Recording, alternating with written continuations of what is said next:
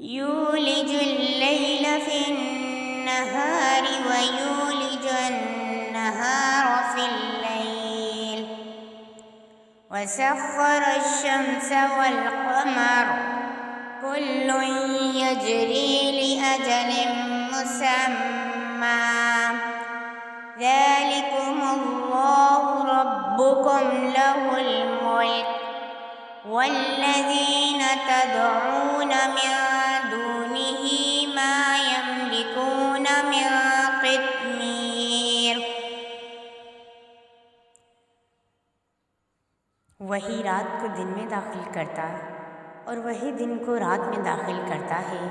اور اسی نے سورج اور چاند کو کام میں لگا دیا ہے، ہر ایک وقت مقررہ تک چل رہا ہے۔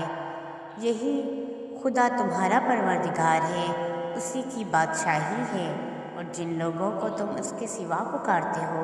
وہ کھجور کی گٹھلی کے چھلکے کے برابر بھی تو کسی چیز کے مالک نہیں۔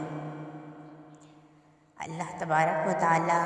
اپنی قدرت کاملہ کا بیان فرما رہا ہے کہ اس نے رات کو اندھیری والی اور دن کو روشنی والا بنایا ہے، کبھی کی راتیں بڑی کبھی کے دن بڑے، کبھی دونوں یکساں،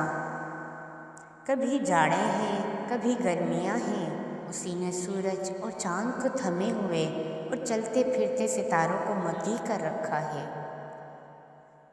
مقدار معین پر اللہ کی طرف سے مقررہ شدہ چال پر چلتے رہتے ہیں۔ پوری قدرتوں والے اور کامل علم والے اللہ نے یہ نظام قائم کر رکھا ہے جو برابر چل رہا ہے اور وقت مقررہ یعنی قیامت تک یوں ہی جاری رہے گا۔ جس اللہ نے یہ سب کیا ہے وہی دراصل لائق کی عبادت ہے اور وہی سب کے پالنے والا ہے، اس کے سوا کوئی بھی لائق عبادت نہیں۔ جن بتوں کو اور اللہ کے سوا جن کو لوگ پکارتے ہیں، خواہ وہ فرشتے ہی کیوں نہ ہوں اور اللہ کے پاس بڑے درجے رکھنے والے ہی کیوں نہ ہوں، لیکن سب کے سب اس کے سامنے محض مجبور اور بالکل بے بس ہیں۔ کھجور کی گٹھلی کے اوپر کے باریک چھلکے جیسی چیز کا بھی انہیں اختیار نہیں، آسمان و زمین کی حقیر سے حقیر چیز کے بھی وہ مالک نہیں۔ جن کو تم اللہ کے سوا پکارتے ہو وہ تمہاری آواز سنتے ہی نہیں، تمہارے یہ بت وغیرہ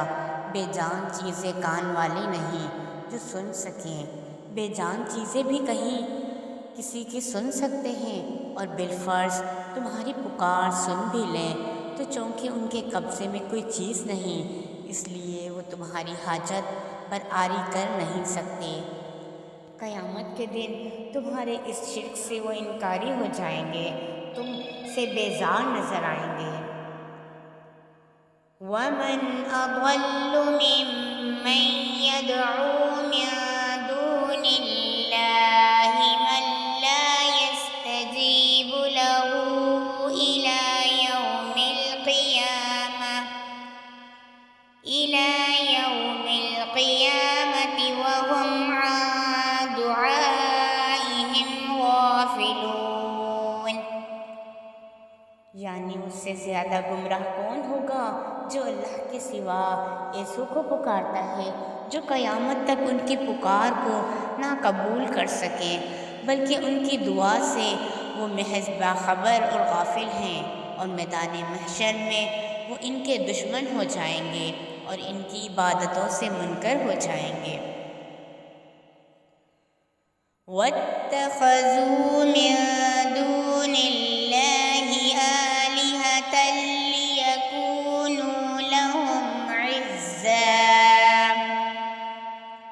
یعنی اللہ کے سوا اور معبود بنا لیے ہیں تاکہ وہ ان کے لیے باعث عزت بنے، لیکن ایسا نہیں ہو سکے گا، بلکہ وہ ان کی عبادتوں سے بھی منکر ہو جائیں گے اور ان کے مخالف اور دشمن بن جائیں گے۔ بھلا بتاؤ تو اللہ جیسی سچی خبریں اور کون دے سکتا ہے؟ جو اس نے فرمایا وہ یقیناً ہو کر ہی رہے گا، جو کچھ ہونے والا ہے اس سے اللہ تعالیٰ پورا خبردار ہے، اس جیسی خبر کوئی اور نہیں دے سکتا۔